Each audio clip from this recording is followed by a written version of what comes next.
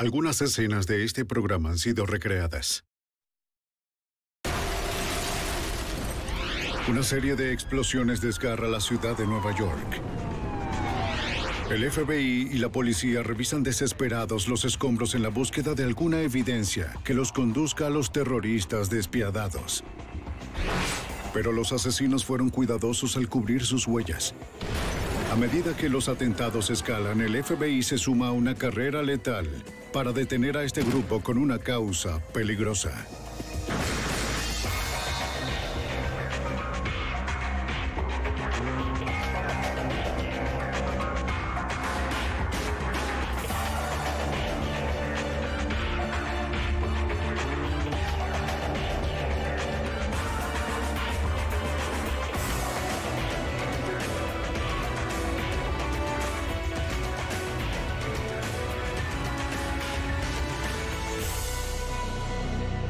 Los archivos del FBI.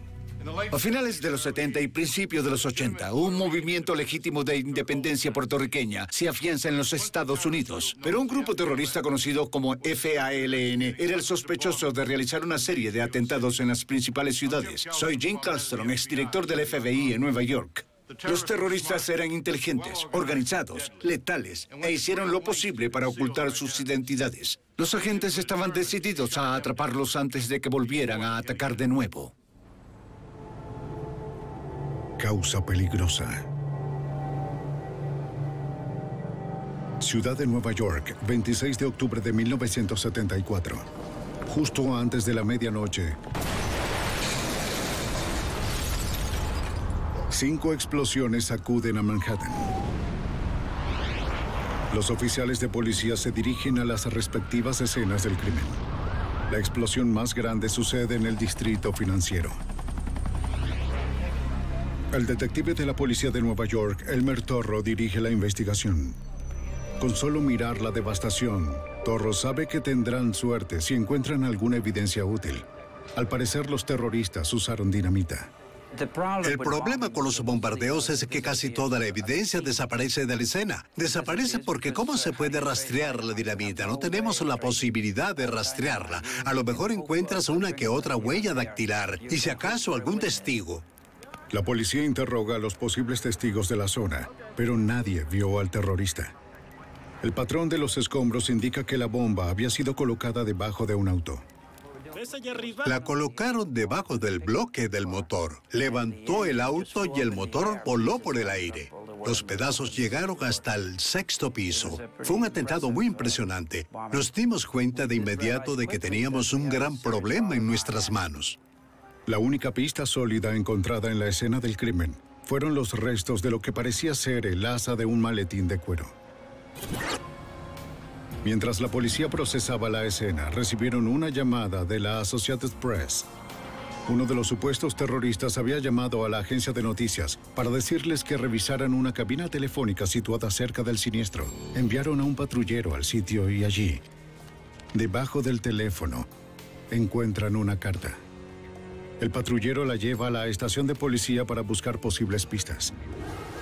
La carta provenía de un grupo que se hacía llamar las FALN, que en español son las iniciales de las Fuerzas Armadas de Liberación Nacional de Puerto Rico. Un grupo marginal con un número limitado de seguidores. Las FALN ni siquiera son conocidas en Puerto Rico. Las conocen solo los radicales, aquellos que pelean por la independencia, pero en general, un puertorriqueño promedio te dirá que no las conoce.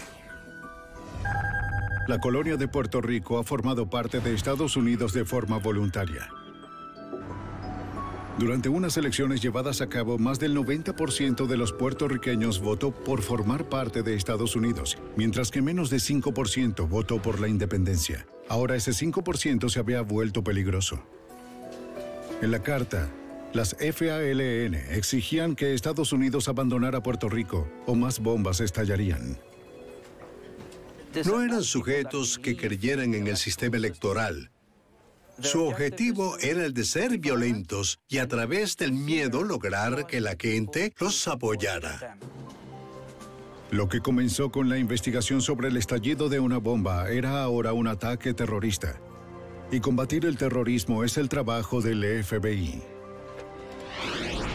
La policía de Nueva York se dirige a sus oficinas, donde el detective Torro informa al agente especial del FBI, Don Wofford, sobre la evidencia encontrada en los sitios de los atentados.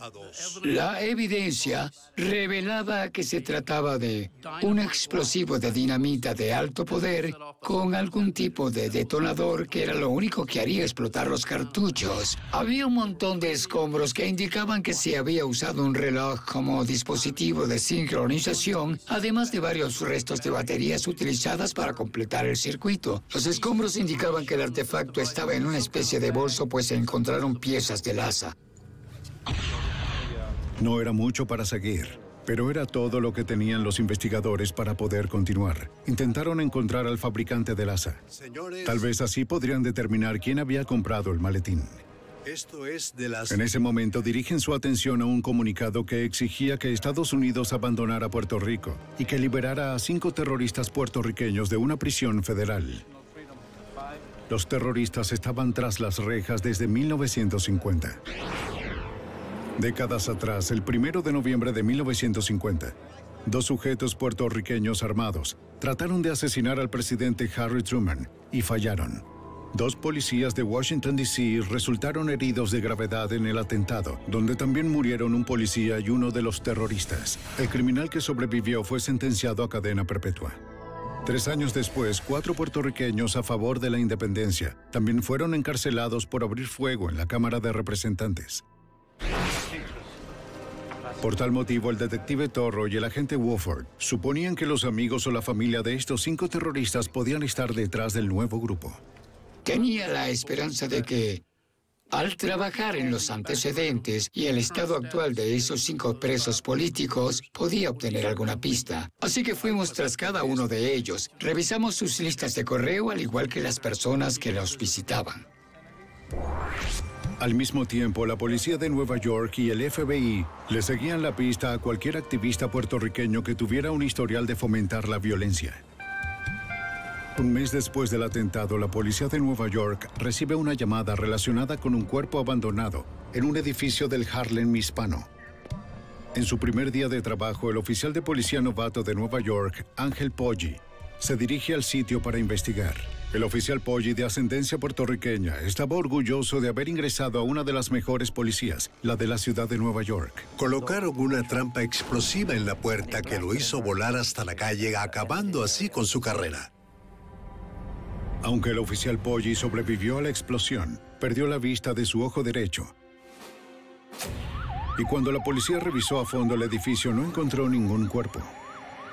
La llamada telefónica había sido una mentira para atraer a la policía hacia una trampa mortal. El escuadrón antiexplosivos recupera algunos restos de la explosión. Además del asa de otro bolso, determinan que esta bomba era de dinamita al igual que la anterior. A partir del patrón que dejó la explosión, sospechan que lo más probable era que la hubieran colgado en la parte de atrás de la puerta, tal vez dentro de un bolso. A través de otra llamada telefónica, la policía recibe un comunicado de las FALN, donde se atribuyen orgullosas el crédito del atentado del oficial Poggi. Para la policía de Nueva York, esta investigación se había vuelto un asunto personal. Estaban luchando por la independencia de Puerto Rico y el primer policía mutilado resultó ser puertorriqueño, un joven de Puerto Rico. Cuando irrumpen en tu casa, reaccionas de forma diferente. Sabíamos que teníamos una guerra entre manos. El comunicado señala que el atentado es una venganza por la muerte de un oscuro poeta de Puerto Rico, Martín Tito Pérez. Si te refieres al nombre de Martín Tito Pérez en el Harlem hispano, lo más probable es que mucha gente supiera quién era, pero en el resto de Manhattan de seguro que nadie sabría quién es, excepto el mismo terrorista. Por eso supimos que había una conexión con el Harlem hispano. 2 días antes, la policía había fotografiado a un sujeto puertorriqueño en el Harlem hispano, que entregaba algunos panfletos donde acusaba a la policía de haber asesinado a Martín Pérez en prisión. Aunque la versión oficial de la muerte de Pérez fue suicidio, el activista instaba a una venganza violenta contra la policía. Su nombre era William Morales. ¡Lo asesinaron! William Morales era un activista del Harlem hispano, uno de esos sujetos que luchaban por la independencia y que estaba presente en cada protesta o lo que fuera. Era un personaje activo dentro del movimiento independentista de Puerto Rico. ¡Policía de Nueva York! ¡Al poeta! ¡Lo mataron! Aunque Morales parecía sospechoso, la policía no tenía suficiente evidencia como para interrogarlo. ¡Mataron al tío Pérez! La búsqueda de cualquier persona que supiera algo sobre el atentado que incapacitó al oficial Poggi continuaba. Pero no encontraron nada. Mientras la investigación se estancaba, las FALN apuntaban a una taberna histórica en el corazón del distrito financiero de Nueva York. No podemos esperar 5 minutos. Los terroristas subían las apuestas por su causa letal.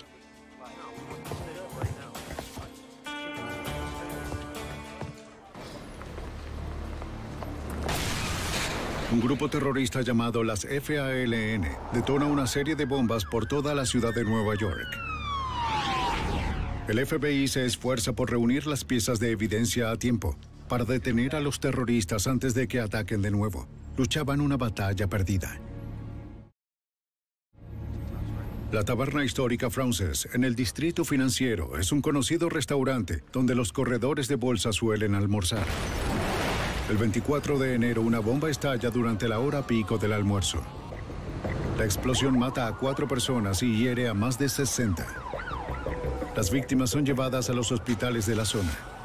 El agente especial del FBI, Don Woodford, comenta: Es una de las peores escenas del crimen que he visto en toda mi carrera en el FBI. El primer piso no era más nada que escombros. Todas las mesas, sillas y paredes eran solo escombros. De acuerdo. La primera bomba no mató a nadie. La segunda apuntó a un solo individuo. Pero en esta ocasión era evidente que los terroristas intentaban matar a la mayor cantidad de personas posible. Hablamos de una bomba en pleno mediodía. No era la de las 3 de la mañana ni la otra colgada en un edificio abandonado. Fue una bomba colocada en un restaurante lleno de gente. Era una escena que el agente especial Rick Hahn nunca olvidaría. Las calles estaban mojadas por las mangueras que limpiaron la sangre de las personas heridas y de quienes murieron en el siniestro. Ver una escena así me impactó de tal forma que de verdad quería asegurarme de resolver estos casos. En el lugar de la explosión, los investigadores encontraron de nuevo el asa de un maletín similar al de los atentados anteriores. Los testigos declararon, cada uno por separado, que minutos antes de que la bomba explotara, un sujeto sospechoso abandonó el maletín. No estaba vestido para estar al mediodía en la taberna Frances con los corredores de bolsa. Parecía haber ido al sitio equivocado, pero ¿por qué dejar abandonado el bolso? No fue que presionó el detonador según los testigos, solo lo dejó. Esa cosa, la bomba estaba activada y podía contener 20 o 30 cartuchos de dinamita. Hablamos de un sujeto que caminaba por Manhattan con una bomba de dinamita y esto requiere dedicación. Y su cabello estaba... Los testigos colaboraron con un retratista de la policía para realizar un retrato hablado del sospechoso. Era evidente que este grupo se volvía cada vez más peligroso y el FBI intensificaba sus esfuerzos. Tengo este retrato hablado. Me gustaría que... El FBI distribuyó el retrato hablado por toda Nueva York. Pero los investigadores no podían encontrar a nadie que coincidiera con la descripción. En el laboratorio, los expertos revisan la poca evidencia física que tienen. Se enfocan en los comunicados dejados en cada sitio que describen las exigencias del grupo terrorista. Su objetivo era asesinar a ejecutivos de las corporaciones estadounidenses y se referían a este asunto en el comunicado. Las corporaciones eran percibidas en aquella época como parte de la compleja industria militar y por eso atacar a las corporaciones podía ser tan bueno como atacar al gobierno de Estados Unidos. Los expertos del laboratorio confirman que los 3 comunicados de las FALN tenían el mismo papel, la misma tipografía y membrete. No era suficiente para poder continuar. Descubrimos, para nuestro pesar, que todo lo referente a los comunicados, el papel, la tinta, tipo de letra, el formato, y el logotipo podían adquirirse en sitios distintos de Manhattan. Y como ya saben... Pero las asas de los bolsos sí ofrecían a los técnicos de laboratorio una pista alentadora. Los bolsos utilizados para esconder las bombas eran de un mismo modelo realizado por un mismo fabricante. Lo hace un fabricante. Podía ser el avance que los investigadores necesitaban. El FBI contacta al fabricante para obtener la lista de cada una de las tiendas que vende los bolsos en Nueva York. Durante las semanas siguientes, los investigadores visitan cada una de las tiendas donde muestran el retrato hablado. Pero nadie parece reconocer al sospechoso. No lo he visto. Los atentados continúan. 3 meses después del atentado en la taberna Frances, otro comunicado de las FALN se atribuye las 4 bombas que estallaron después de la medianoche en el centro de Manhattan. Entonces, a 1.287 kilómetros de distancia en Chicago, sucedía lo inimaginable. Unas bombas explotan en 2 bancos y un comunicado de las FALN se atribuye ambos atentados. Los terroristas ahora son una amenaza nacional. En la oficina del FBI de Nueva York, los investigadores comparan los comunicados de Chicago con los comunicados anteriores de las FALN. Distribúyelos. Al recibir el comunicado, supimos de inmediato por el membrete que era similar al de los anteriores. De hecho, se trataba de la FALN. Pueden ver que esto ofrecía a los investigadores un nuevo ángulo del caso. había una nueva teoría que surgió de todo esto, y es que no podíamos encontrarlos en Nueva York porque de hecho se trataba de un grupo con sede en Chicago. El FBI contacta al agente especial William Dyson de la Oficina de Campo de Chicago. Esta era la primera vez que Chicago se vinculaba con un grupo llamado las FALN. Nueva York tiene una gran población puertorriqueña y por eso pensábamos que los ataques sucederían en esa ciudad. Ahora Chicago aparecía en la escena. Contactamos a Nueva York para preguntarles, ¿tienen alguna evidencia o pista? ¿Para dónde vamos? De alguna forma, las FALN se comunicaban y viajaban entre Nueva York y Chicago. El FBI y la policía revisan de nuevo su lista de sospechosos. Podíamos investigar a nuestra gente en Nueva York para ver qué clase de conexión tenían en Chicago. Si es que viajaban allá, llegaba algún visitante de Chicago, o más bien el viaje era al revés. Y si veíamos a la gente de Chicago en Nueva York, ¿tendríamos otro atentado? Los investigadores determinaron que varios de los activistas de Puerto Rico que habían estado bajo vigilancia en Nueva York tenían alguna relación con Chicago.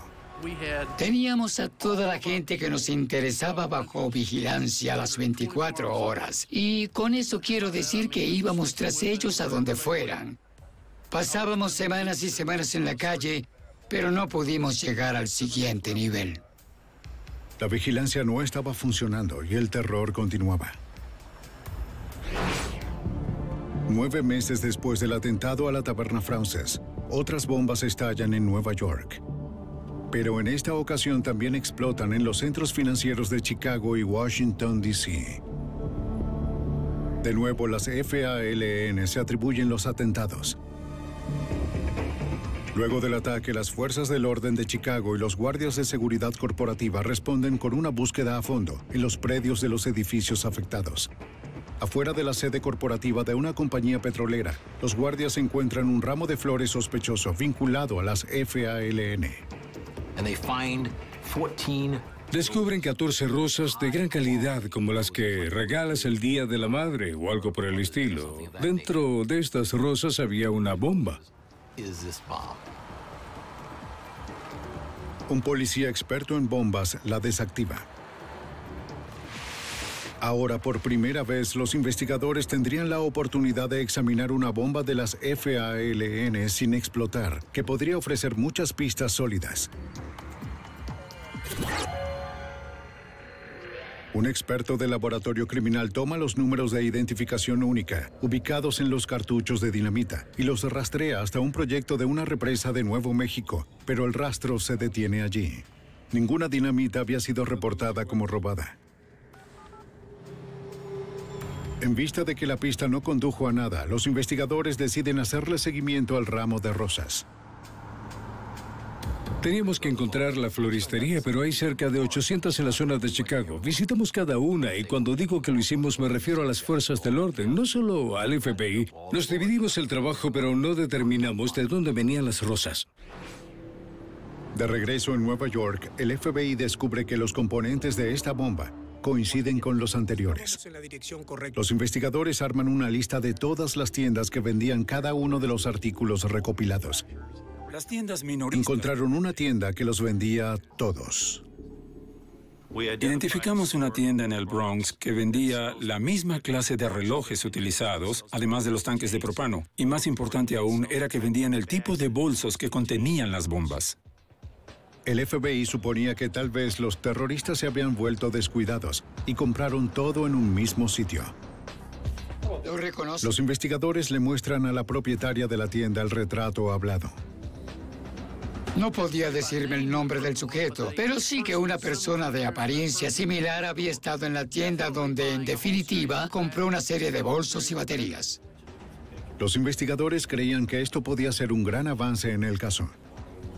Le mostraron a la dueña de la tienda una serie de fotografías de posibles sospechosos, pero no pudo identificar a ninguno. ¿Puede mostrármelos? No. Pero estuvo de acuerdo en colaborar. Solicitamos la colaboración de la dueña de la tienda, quien nos permitió marcar los bolsos y los relojes, ese tipo de cosas, para ver si podían ser utilizados o no en un dispositivo. Estas marcas podrían sobrevivir a la explosión y confirmar que los artículos fueron comprados en su tienda. Los investigadores también establecieron una vigilancia de 24 horas. Y así, cuando alguien comprara un bolso, lo seguiríamos para identificarlo y haríamos coincidir el retrato hablado con el comprador del bolso. Ahora los agentes tendrían que esperar para ver si los terroristas caían en la trampa.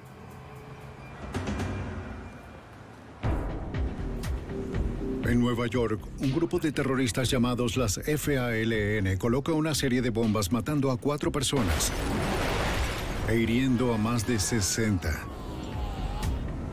Entonces esparcen una ola de terror a otras ciudades estadounidenses que incluyen Washington, D.C. y Chicago. El FBI había estado luchando por encontrar alguna pista del grupo. Descubren que artículos similares a los utilizados para fabricar las bombas se venden en una tienda del Bronx. Los agentes establecen un sistema de vigilancia en la tienda, pero meses después siguen sin encontrar nada. Tal vez los terroristas habían almacenado suficientes suministros o pudieron darse cuenta de que los vigilaban y una vez más estaban un paso adelante de los investigadores.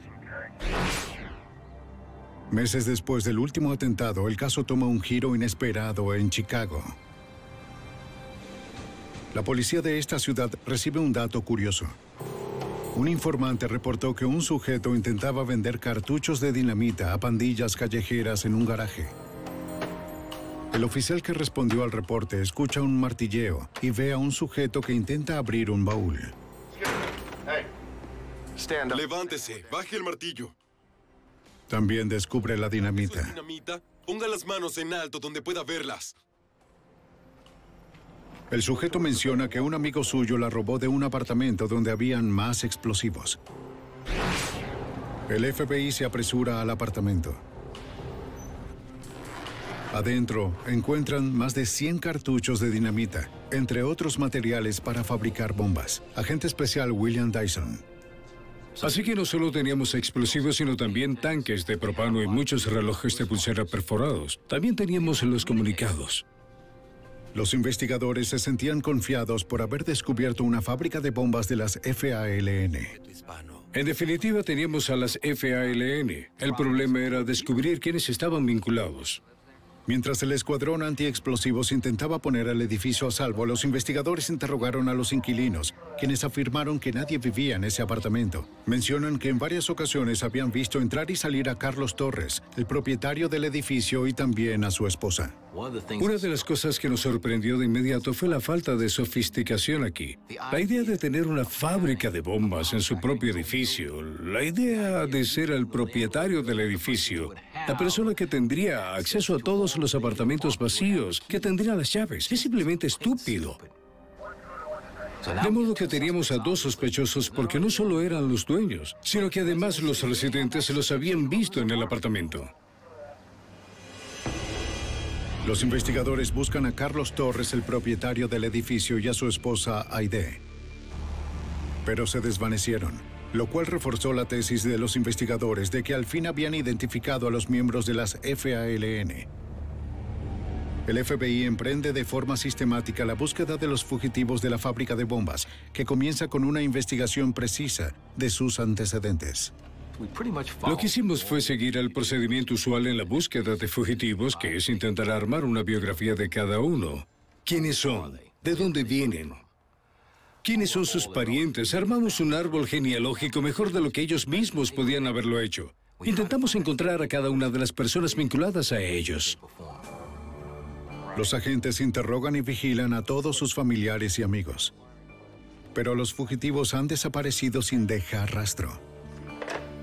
Al mismo tiempo, el FBI dirige su atención hacia un documento en particular encontrado en la fábrica de bombas. Al parecer, todos los sospechosos de las FALN de Chicago pertenecían al mismo comité de una iglesia latina. El FBI de Chicago notifica a Nueva York. Hemos estado revisando esto muy Agente del FBI, Rick Hahn. Las FALN.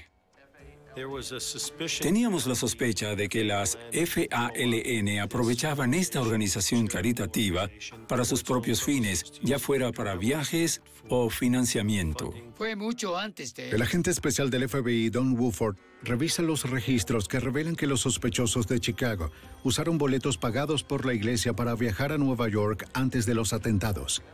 Había muchos viajes de ida y vuelta, financiados por la organización, que supuestamente eran préstamos o subvenciones para emprender actividades en el vecindario de tipo comunitario, tales como Biblias y libros de cánticos en español en una iglesia de la comunidad hispana, ese tipo de cosas. Los investigadores también descubren que el comité de la iglesia incluía un rostro conocido, el de William Morales, el radical pro-violencia de Nueva York. Emprenden una vigilancia a fondo de Morales y de todos los miembros del comité de la iglesia, pero los investigadores no hallaron nada sospechoso, de modo que no contaban con una causa probable sólida para solicitar la intervención de los teléfonos o una orden de registro. Estábamos presionados. Muchas personas preguntaban, ¿qué están haciendo? Estos sujetos vuelan edificios y ¿ustedes qué hacen? 6 meses después, en el edificio de la compañía petrolera móvil, cerca de la estación Grand Central, una bomba mata a un empleado y hiere a 8 en una de sus oficinas. Ella entró y colgó el paraguas. El FBI y la policía de Nueva York llegan para interrogar a los testigos. ¿Que haya pasado por alto? No. Una mujer a cargo de los formularios de solicitud de trabajo afirma que vio a la terrorista. Dijo, yo sé que fue ella quien puso la bomba, porque la vi, porque hablamos. Agregó que no podía creer que una joven fuera capaz de hacer algo así, de poner una bomba para que alguien volara en pedazos. Pero la vi, fue ella. Era solo una niña. La testigo dijo haberla visto con un paraguas cerrado que parecía inusualmente pesado. Sabía que cuando colgara el artefacto y se fuera, alguien resultaría herido. En aquella silla de ella. La sospechosa tomó un formulario de solicitud de trabajo. Escribió con prisa un nombre y una dirección. La bomba hacía tic-tac justo al lado y por eso quería irse rápido. Creo que me la llevaré. La sospechosa intentó salir, pero la encargada no permitió que se llevara el formulario consigo. Minutos después, la bomba estalló y decapitó al sujeto que se encontraba cerca, quien recibió toda la fuerza de la explosión. Nadie más murió. Sé que podría reconocerla porque la vi y hablé Los con investigadores se llevan la solicitud con la esperanza de que la sospechosa hubiera dejado alguna huella digital. Si la encontraban, sería la primera evidencia sólida para identificar a los terroristas.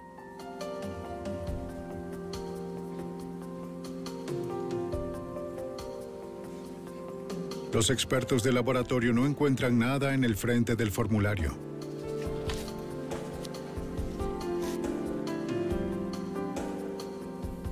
Pero en el reverso descubren lo que estaban buscando.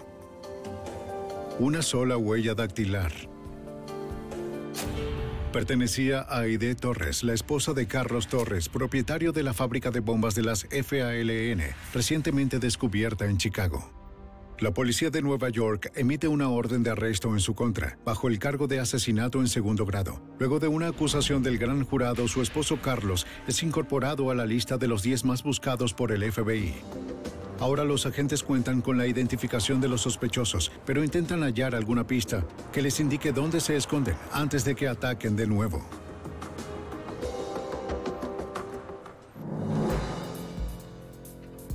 Un grupo terrorista llamado las FALN colocan bombas en las principales ciudades alrededor del país, que incluyen Nueva York y Chicago. Matan a 5 personas y hieren a más de 80. En Nueva York, el FBI sospecha que William Morales, un radical en favor de la violencia, está de alguna forma vinculado al grupo. Pero luego de meses de una vigilancia a fondo, los investigadores no han logrado detectar nada sospechoso. Al final, el FBI le pregunta a Morales si podría hablar con ellos. Quiero una respuesta. De manera sorpresiva, él concuerda. El agente especial del FBI, Don Woodford, observa a través de un cristal unidireccional cómo el detective Elmer Torro interroga a Morales sobre las FALN, el grupo terrorista. ¿Qué sucedió? Pero no ofrece información alguna. Se mostró tranquilo, sereno, ni en lo más mínimo molesto, ni siquiera intimidado cuando dijo, no sé nada sobre nada de nada. Los investigadores buscan algún indicio de que solo fuera una buena actuación. Mi posición era que se trataba de un jugador. En definitiva, de un jugador. Tal vez era solo un jugador de las ligas menores, pero en verdad un jugador. Está bien, gracias, William, por tu... Los investigadores mantienen sus sospechas sobre Morales. Y entonces... Pero sin la suficiente evidencia tienen límites legales sobre qué tan lejos pueden llegar con el interrogatorio.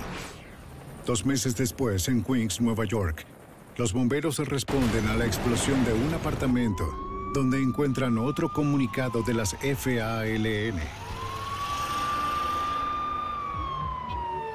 El agente del FBI, Woodford, llega a la escena justo cuando los paramédicos salían del apartamento con un sujeto herido de gravedad. El agente Woodford cree que puede ser uno de los sospechosos de las FALN e intenta identificarlo, pero su rostro presentaba heridas profundas y sus manos estaban desgarradas por la explosión. Debemos seguir. Dentro del apartamento, los investigadores encuentran 3 bombas pequeñas de fabricación casera. La evidencia sugiere que una 4ª bomba estalló mientras la armaban, lo cual explica las graves heridas en las manos del sujeto. Los investigadores descubren una fotocopiadora y papel de imprimir con el logotipo de las FALN. También encuentran una gran reserva de explosivos.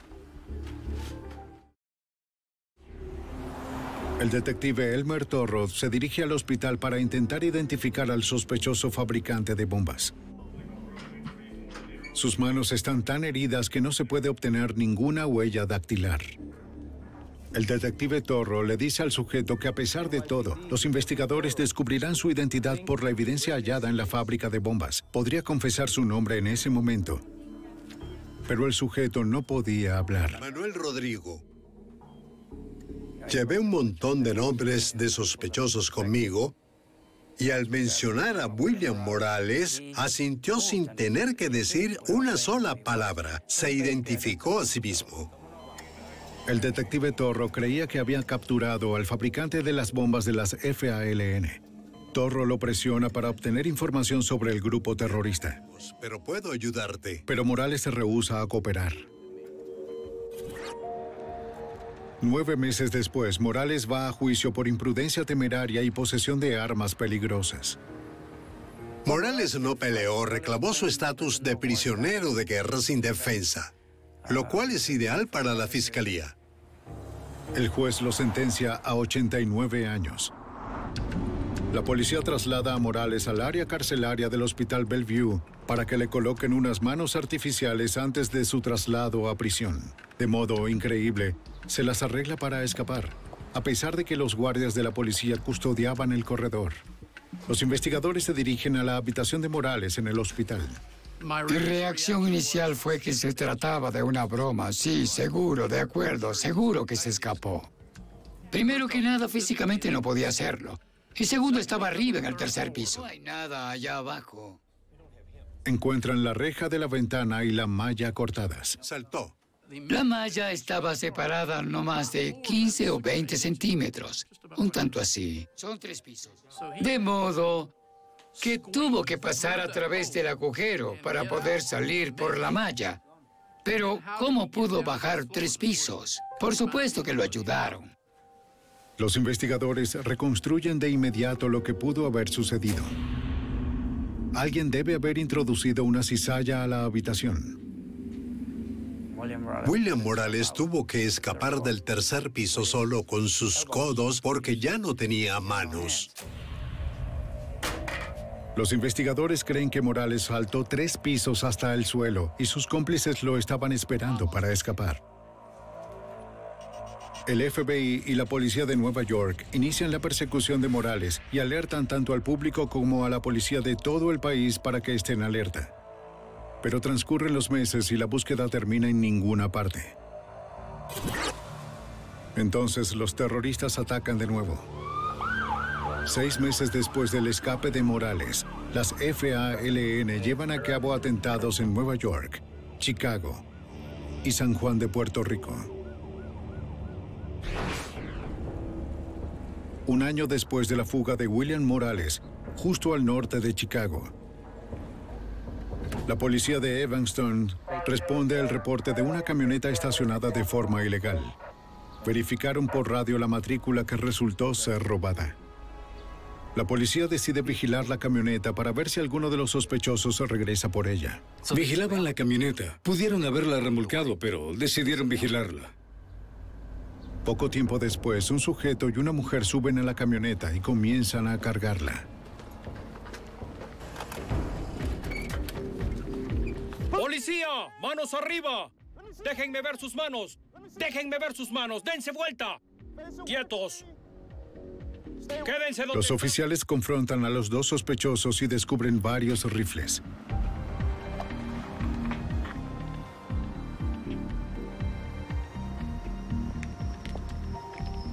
No llevan consigo ninguna identificación y se rehúsan a hablar, lo cual desconcierta a la policía. ¿De dónde vienen las armas? Ni siquiera dijeron cuál era su nacionalidad, así que los detuvimos a los 2.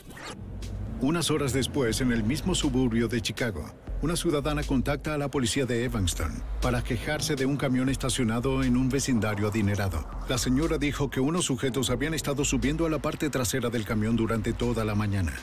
El oficial de policía se acerca para hablar con el conductor. ¿Por qué está aquí? Estoy de visita. ¿A quién vino a visitar? Aquella persona. ¿Y quién es él? No recuerdo su nombre. Fue una vaga descripción.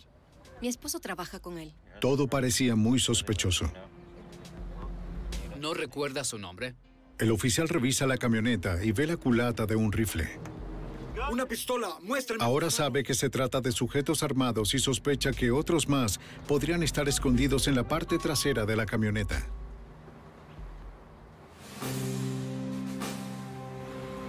¡Salga del vehículo! En medio de una serie de atentados terroristas, los oficiales de Illinois arrestan a una pareja sospechosa. En la parte trasera del camión, la policía descubre a unos sujetos con rifles, pistolas y disfraces. Salgan del camión, 1 a 1. Usted primero, manos arriba. Los oficiales también los arrestan. Sí, aquí tengo 9 identificaciones. La policía de Evanston toma las fotografías y huellas dactilares de los prisioneros. ¿Puede enviarlo? Pero al verificar sus identificaciones se topan con un problema. Raúl. Los nombres resultan ser falsos. Reno Alfa, Uniforme Lima. Los policías intentan interrogar a los sospechosos, pero se rehúsan a hablar. El apellido es Lee. La policía recurre al FBI al suponer que están detrás de algo muy grande. El agente especial del FBI, William Dyson, observa a los prisioneros y de inmediato reconoce a uno de ellos como un importante terrorista de las FALN. Tengo la ficha de los 10 más buscados y pude reconocerlo, es decir, era Carlos Torres. El agente Dyson también reconoce a otros prisioneros como miembros de las FALN. Era como si estuviera viendo el colaje que tenía encima de mi escritorio de todos estos sujetos buscados. Así que teníamos a las FALN. Pudimos identificarlos. Estas son las FALN. El FBI revisa a fondo las identificaciones falsas. Por experiencia previa, saben que los delincuentes que utilizan una identificación falsa con frecuencia incluyen una dirección real para que funcione como válida. Los agentes descubren que varias de las identificaciones tienen la misma dirección en Chicago. El FBI y la policía de Chicago rastrean la dirección donde encuentran materiales para fabricar bombas, entre evidencias de las FALN. Con base en la información de los terroristas capturados, los agentes realizan redadas y desmontan las bases de operaciones de las FALN en las respectivas direcciones de Milwaukee, Nueva York y Nueva Jersey. 6 años después del inicio de los atentados, un jurado federal encuentra culpables a los terroristas capturados de conspiración sediciosa, violación de armamento, transporte interestatal de vehículos robados, entre otros cargos. Pero el más notorio líder de las FALN, William Morales, seguía libre. Un grupo nuestro se reunió y... Justo antes de la sentencia, uno de los miembros de las FALN decide cooperar a cambio de una sentencia reducida. Dijo que 11 de los terroristas del grupo estaban en Evanston, con la intención de robar una camioneta blindada para financiar más atentados. También menciona una reunión en un refugio de Milwaukee. Así es como vamos a... Ahí está la... Habían tenido una reunión en la que planificaron todo y el sujeto que la lideraba llevaba puesta una máscara para que no pudieran reconocerlo, pero no tenía manos. De modo que de inmediato supimos que era William Morales. Entramos por aquí. El líder fanático William Morales había perdido ambas manos años atrás mientras fabricaba una bomba. Los investigadores presionaban para obtener más información, pero el miembro de las FALN que cooperaba con ellos no sabía ni dónde ni cómo encontrar a Morales. Los agentes intentan otro enfoque. Interrogan al informante sobre cómo el grupo recluta a sus miembros. Teníamos que saber cómo reclutaban miembros para el grupo y una vez que lo supiéramos, podríamos ir tras ellos. Los investigadores descubren que las FALN reclutan a sus miembros en las filas de los puertorriqueños radicales. Y que cualquiera que se les uniera debía abandonar toda actividad política con la intención de poder mantener un bajo perfil. Con esta pauta en mente, el agente especial del FBI, Rick Hahn, revisa cientos de archivos de radicales de Puerto Rico. Se trata de un gran esfuerzo para identificar al resto de los terroristas de las FALN. Buscábamos sujetos que hubieran dejado de asistir a mítines, protestas o cosas por el estilo, pero que de cierta forma ya se hubieran dado a conocer y nos centramos en ellos para vigilarlos. Transcurre más de un año antes de que el FBI por fin encontrara al sospechoso que parecía llevar una doble vida. De inmediato supimos que este sujeto era clandestino, hacía cosas inusuales. Los agentes rastrean al sospechoso hasta un refugio de las FALN. Con base en su comportamiento, los agentes del FBI obtienen una orden de la corte que les permite intervenir y grabar sus conversaciones telefónicas. En marzo de 1983, 2 años después de obtener la primera colaboración del informante de las FALN, el FBI al fin avanza. Escuchan en una grabación telefónica como un miembro sospechoso de las FALN le pide a un sujeto misterioso en México que venga a Chicago. Se rehúsa a venir y le dice, ¿por qué no vienes tú? Estoy pendiente de una cirugía plástica y necesito una buena identificación. No puedo salir del país y es fácil que me reconozcan, ese tipo de cosas. El hombre misterioso le dice que llame al mismo número en una semana. Fue un gran adelanto. Los investigadores identifican la voz misteriosa como la del líder fugitivo de las FALN. Por el tono de su voz, estábamos casi seguros de que se trataba de William Morales. Era la primera vez que el FBI escuchaba la voz de Morales desde su audaz escape de la custodia de la policía de Nueva York 4 años antes. El FBI rastrea la llamada del líder terrorista William Morales hasta un café en Puebla, México. De regreso a Chicago, el FBI está atascado. Absolutamente. No tienen jurisdicción en México. Los agentes planean continuar con las grabaciones para arrestar a Morales cuando intente regresar a los Estados Unidos. Pero como Morales tal vez se hizo una cirugía plástica y pudiera haber cambiado su apariencia de forma significativa, los agentes solicitan a los federales mexicanos que lo fotografíen en secreto. Agente especial Rick Hahn. Los federales se dirigen al café donde encuentran a Morales sentado en una de las mesas. ¿Qué le sucedió? Morales se había mutilado ambas manos de forma severa mientras fabricaba una bomba. No podía protegerse y tampoco disparar un arma. El FBI advierte a los federales que tal vez podría estar acompañado de un guardaespaldas armado. Agente especial Don Woodford. Le dijimos, este sujeto tiene apoyo, vigílenlo. No pueden solo acercarse y decirle, entre al auto. Los federales no ven ningún guardaespaldas y deciden arrestarlo ellos mismos. Detective de la policía de Nueva York, Elmer Torro. No se suponía que lo arrestaran, se suponía que solo lo fotografiaran, pero decidieron hacer el arresto. Entonces William Morales, como buen terrorista entrenado, se rinde y le permite al guardaespaldas irse del restaurante.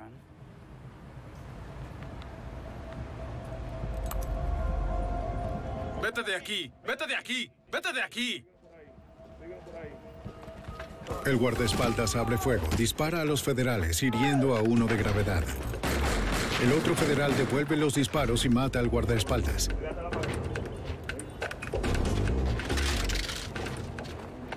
Se lleva a Morales bajo custodia, pero obtiene el arresto a un muy alto costo. El agente herido muere camino al hospital.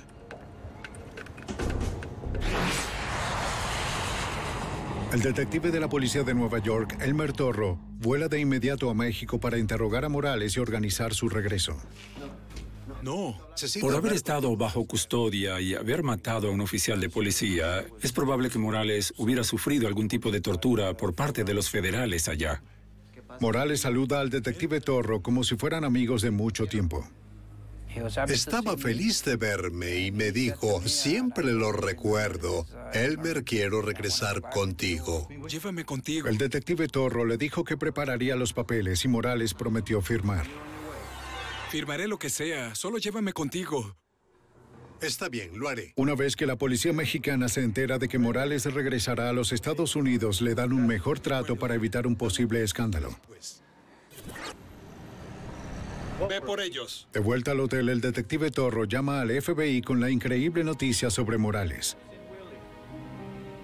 Intentar hacer algo en México no es fácil, pero ahora él decía que quería regresar. Afirmábamos, gracias, señor. Está bien, hablamos. Dejen que regrese. Pero no fue tan simple. De repente pongo las noticias de las 6 de la mañana y ahí estaba el bastardo denunciándonos. Morales aparece en televisión rodeado de abogados radicales de Cuba, Estados Unidos y México. Ahora condena con ira a los Estados Unidos. En ese momento tenía todo un grupo de abogados de todas partes. Los de Cuba eran unos abogados muy poderosos y una vez que estuvo bajo su protección, ya no necesitaba más a Elmer Torro. Tampoco quiso regresar de nuevo. El detective Torro se da cuenta de que Morales lo usó para obtener un mejor trato en la cárcel, mientras esperaba a que llegaran sus abogados. En los meses siguientes, Cuba se vale de su influencia y dinero para liberar a Morales. Él está en una playa de Cuba, en Cienfuegos, creo. Pero tarde o temprano el gobierno de Fidel Castro terminará y entonces tal vez veremos de nuevo a Morales. Con Morales en exilio permanente y los otros miembros clave tras las rejas, el reino del terror de las FALN por 8 años llegaba a su fin. El FBI y la policía, a través de un dedicado trabajo investigativo y una paciente vigilancia a largo plazo, derrotaron a uno de los grupos de terror doméstico más letales en la historia de Estados Unidos.